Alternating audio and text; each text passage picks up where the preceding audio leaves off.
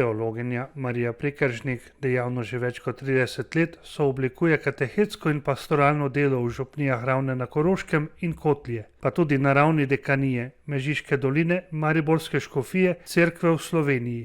Našli smo jo sredi največjega dela v župniji, Šmarnic, priprave na prvo sveto obhajilo, in ko je sveto leto v polnem razmahu. Doma je iz bližnjega Slovenj Gradca, odraščala je v Prevaljah, gimnazijo je opravila v Ravnah na Koroškem. Leta 1992 je diplomirala na Teološki fakulteti. Velja za eno prvih profesionalnih laičnih katehistinj v cerkvi v Sloveniji. V jubilejnem letu je bila izbrana za misijonarko upanja, najprej v svojem okolju in nato tudi širše. Njena življenjska zgodba je pripoved upanja. Prva misel mi je bila to, ali sem človek upanja. Seveda pride kdaj tudi, ko ni tistega pravega zagona, ko ni tistega pravega veselja. Po domače, po koroško rečemo, da smo scagani, kar pomeni nekako obupani. Ja, pride kdaj tudi to, ampak tako generalno pa lahko za sebe rečem, vendar sem, sem človek upanja, sem tista, ki prinašam v svoje okolje neko veselje, neki pozitiven pogled na življenje, predvsem pa z vero v Boga upam in mislim, da širim torej veselje do življenja, ki sega onkraj tega sveta, torej tudi ki kaže pot v večnost. Potem sem pa rekla ja za to poslanstvo. Njeno geslo misijonarke, citat iz Svetega pisma, preroka Izaije je: ko pojde skozi ogenj, nikar se ne boj. Iz preroka Izaija v 43. poglavju moram reči, da mi je ta citat zelo, zelo blizu. Govori o tem, da človek naj se ne boji, ker on prav dobesedno pravi: jaz sem s teboj, ne boj se. Zakaj sem jaz s teboj? Ker si drag in čislan v mojih očeh, ker te ljubim. In te besede, ki jih Bog preko teh citatov v preroku Izaiju pravi tudi meni, so res tak balzam za dušo, tudi v časih, ko je težko. No in ta citat govori: če pojdeš čez ogenj, ne zgoriš, se ne opečeš. Če pojdeš čez vode, reke te ne poplavijo. No in ta ogenj, jaz sem pač to razumela, mnoge preizkušnje, ki so tudi mene v življenju doletele, so prišle. To so kakšne take tudi male vsakdanje preizkušnje pri delu na pastoralnem področju, so bile pa tudi kakšne take malo večje življenjske preizkušnje.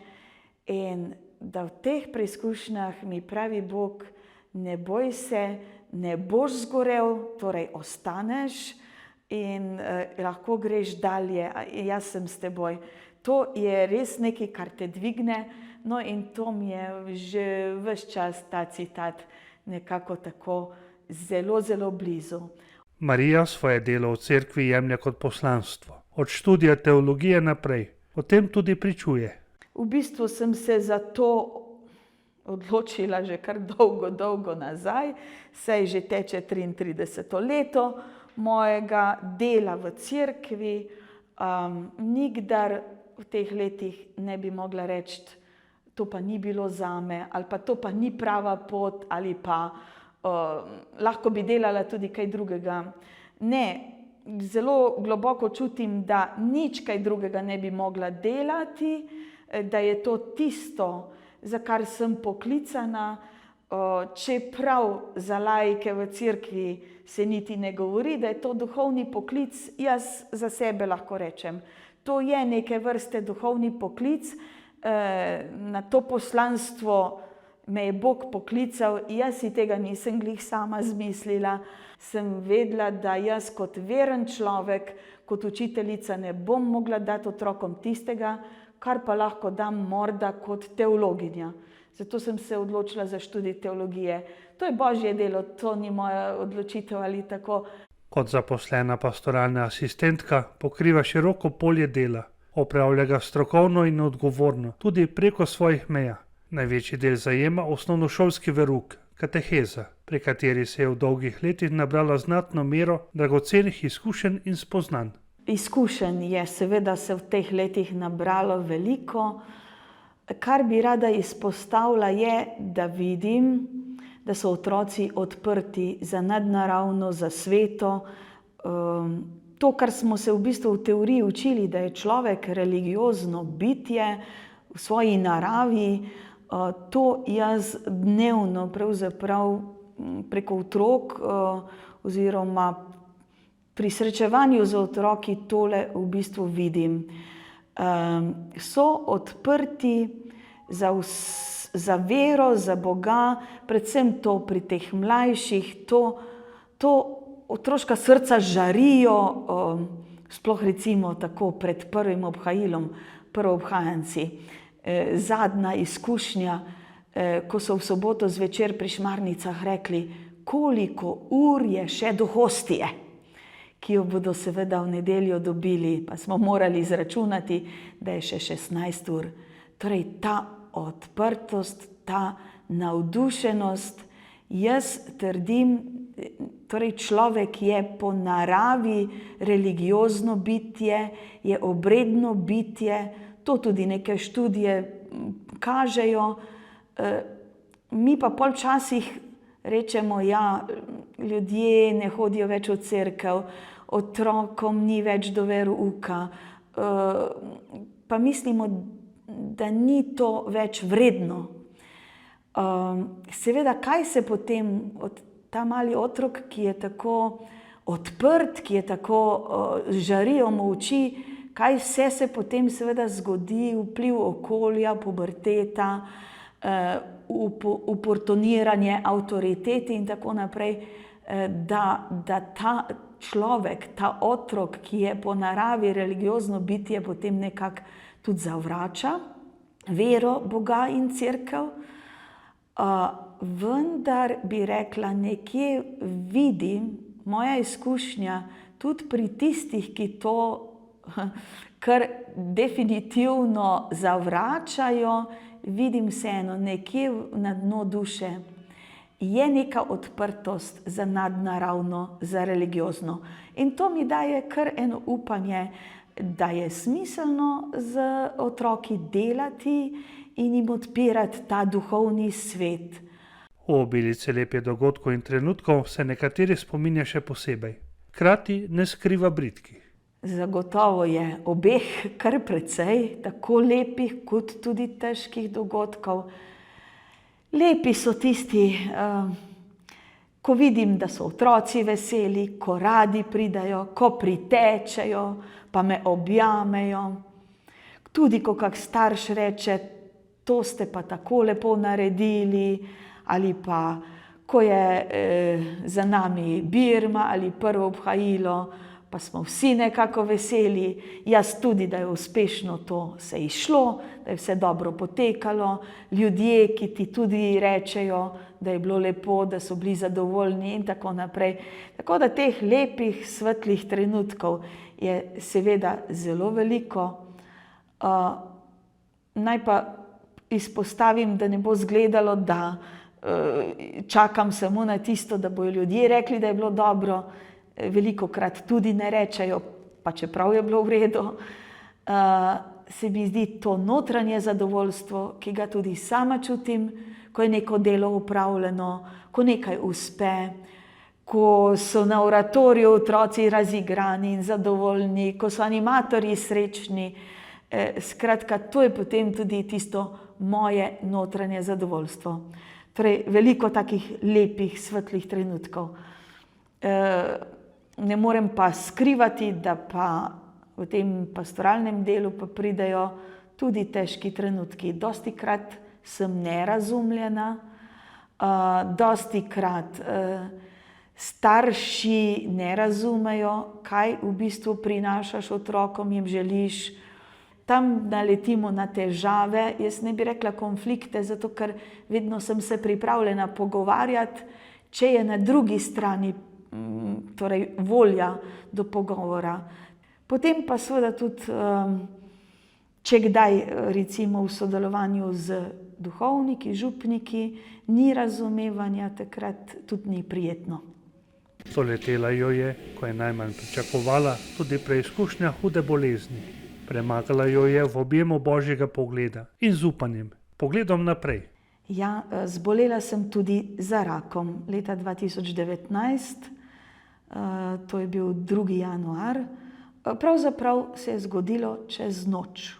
Tako da je bilo kar težko, kar hudo, seveda tudi tisti prvi šok, tudi zakaj jaz, a ne?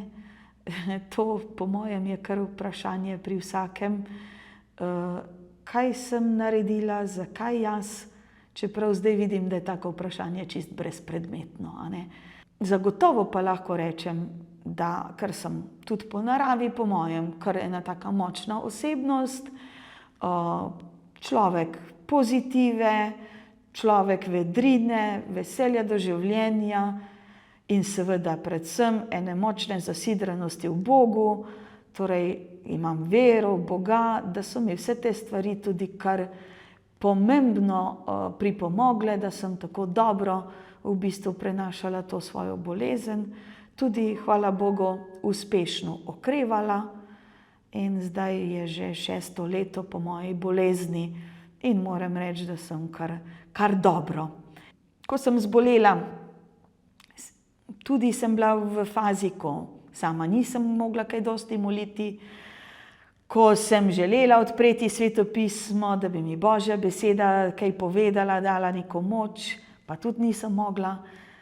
Pol imaš pa kakšne dobre ljudi, prijatelje, predvsem tudi te ljudi iz naše biblične skupine, kot je kdaj kdo poslal kakšen svetopisemski citat, da te je dvignil, da ti je pomagal, evo, in tako sem nekako kar dobro šla skozi to bolezen.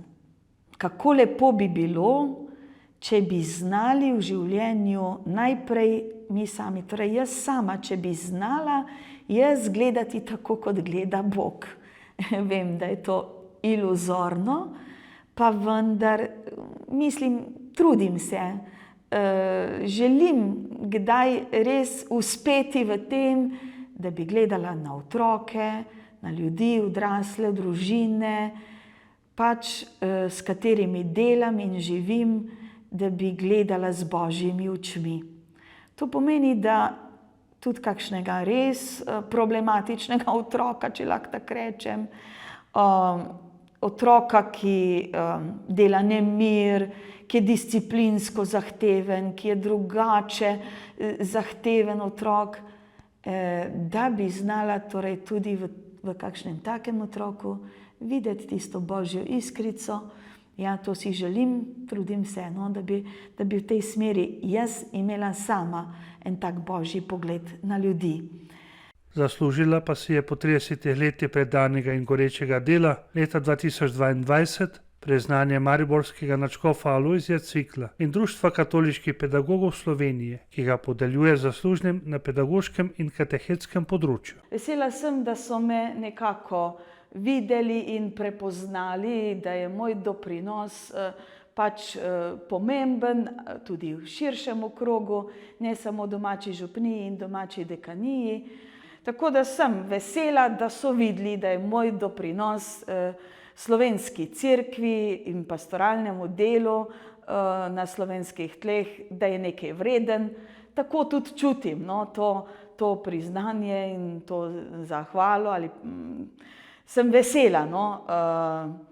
V cerkvi je večkrat tako, da nekih pohval niti ni, seveda sej ne živimo od tega, da bi pač iskali tuzemsko slavo, vsekakor ne.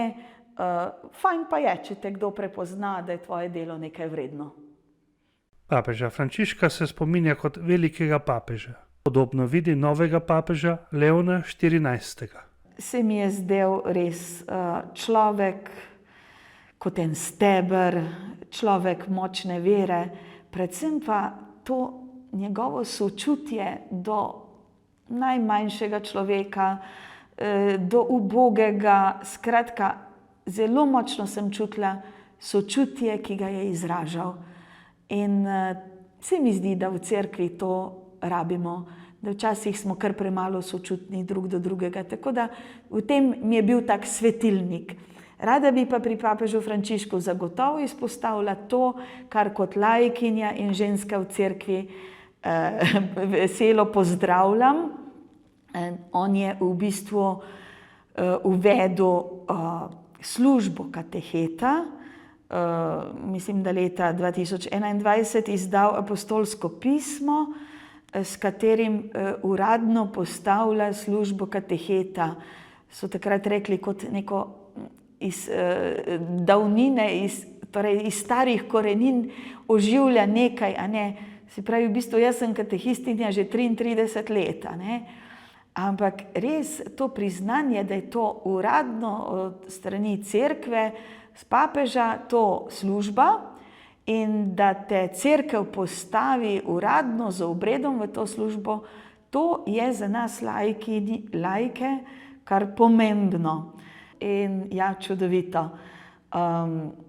Prvi vtis mi je naredil en tak lep vtis, preprost, skromen, tudi glas se mu je malo zatresel, skoraj kot ena solza v očeh, in sem rekla, glej, spet en človek sočutja, ki ga cerkev potrebuje.